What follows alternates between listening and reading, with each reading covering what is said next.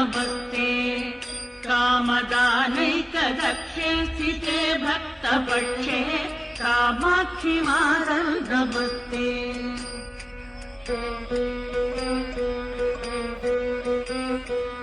कामारिकान्ते कुमारी कालकालस्य भर्तुकरे दत्तगस्ते कामाय कामप्रदात्री कामकोटिस्थ पूज्ये गिरं देहि मह्यं कामाक्षि मातरं नमस्ते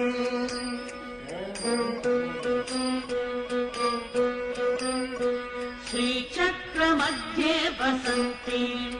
भूतरक्षपिशाचादिदुष्टान् हरन्ति श्रीकामकोट्यान् ज्वलन्ति